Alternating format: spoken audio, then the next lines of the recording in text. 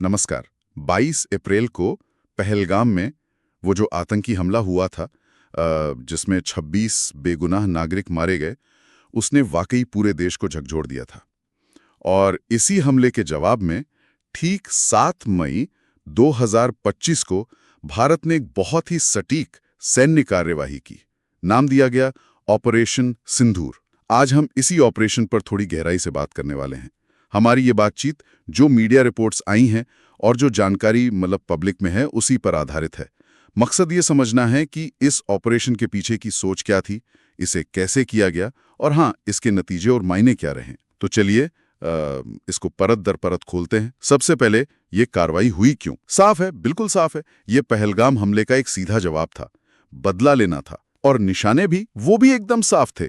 पाकिस्तान और जो पाक अधिकृत कश्मीर है पीओके, वहां चल रहे आतंकी कैंप्स, खासकर लश्कर-ए-तैयबा, जैश-ए-मोहम्मद और हिजबुल मुजाहिदीन के ट्रेनिंग कैंप्स, इनको तबाह करना था। लेकिन यहाँ एक चीज और है, एक बड़ा रणनीतिक बदलाव भी शायद दिखता है इसमें। पिछली कार्रवाइयों से अगर तुलना करें तो इस बार हमले पाकिस्तानी पंजाब और पीओके में काफी अंदर तक किए गए। ये शायद एक संकेत था कि अब वो जो रेखा है ना, आतंकवादियों और उन्हें पनाह देने वाले सरकारी तंत्र के बीच की, वो धुंधली की जा रही है।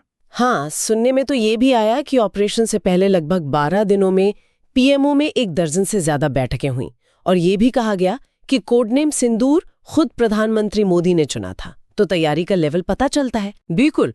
और इससे जिस तरह से अंजाम दिया गया वो तरीका भी काफी दिलचस्प है। ये कोई सिर्फ आर्मी का ऑपरेशन नहीं था, बल्कि तीनों सेनाएं, थल सेना, वायुसेना और नौसेना, तीनों का एक सोचा समझा बिल्कुल कोऑर्डिनेटेड ऑपरेशन था ये। जैसे थल सेना और तोपखाने ने पीओके में लंबी दूरी की एक्सकैलिबर मिसाइलों का इस्तेमाल किया। ये गाइडेड होती हैं और साथ में एंटी टैंक मिसाइलें भी। उधर वायुसेना ने मोर्चा संभाला, राफेल फाइटर जेट से पाकिस्तानी पंजाब के अंदर तक स्कैल्प क्रूज मिसाइलें दागी। ये मिसाइलें अपनी रेंज और सटीक निशाने के लिए जानी जाती हैं, खासकर बंकर वगैरह भेदने में। और हैमर स्मार्ट बम भी इस्तेमाल हुए। और हाँ, नौसेना भी पीछे नहीं थी। एहतियात के तौर पर उन्होंने उत्तरी अरब सागर में अपना पूरा एयरक्राफ्ट कैरियर ग्रुप तैनात कर रखा था, एक तरह से दबाव बनाने के लिए।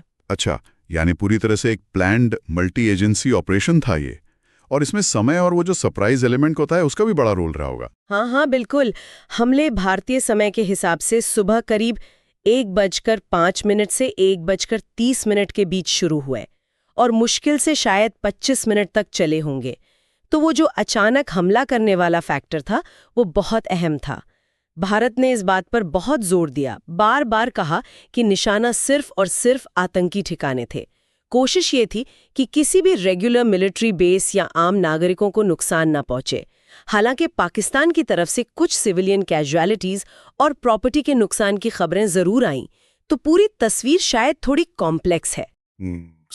अच्छा, पूरी कार्रवाई का नतीजा क्या निकला? जमीनी तौर पर क्या हासिल हुआ? रिपोर्ट्स तो यही बताती हैं कि पाकिस्तान में 4 और पीओके में 5 अलग अलग जगहों पर कुल 9 आतंकी ठिकाने नष्ट किए गए हैं और अंदाजा है कि जेएम, एलईटी और हिजबुल के करीब 80 से 100 आतंकवादी मारे गए हैं। कुछ खबरों में यह भी आया कि पाकिस्तानी सेना के भी कुछ जवान, शायद 35-40 के करीब, हताहत हुए हैं। एक और जरूरी बात जो सामने आई वो ये कि पाकिस्तान ने जवाबी हमले की कोशिश भी की थी, मिसाइल और ड्रोन से। लेकिन भारत के जो इंटीग्रेटेड काउंटर यूएस सिस्टम है, ड्रोन को रोकने वाले सिस्टम और एयर डिफेंस, उन्होंने इसे नाकाम कर दिया। रक्षा मंत्री ने भी बाद में ऑपरेशन की सटीकता की तारीफ की थी। जी, और अगर हम इसे थोड़ी बड़ी तस्वीर में रखकर देखें तो इसका महत्व और भी गहरा हो जाता है। जैसे 2019 में बालाकोट एयर स्ट्राइक हुई थी, उससे अगर इसकी तुलना करें तो ऑपरेशन सिंदूर ने एक ज्यादा सधा हुआ,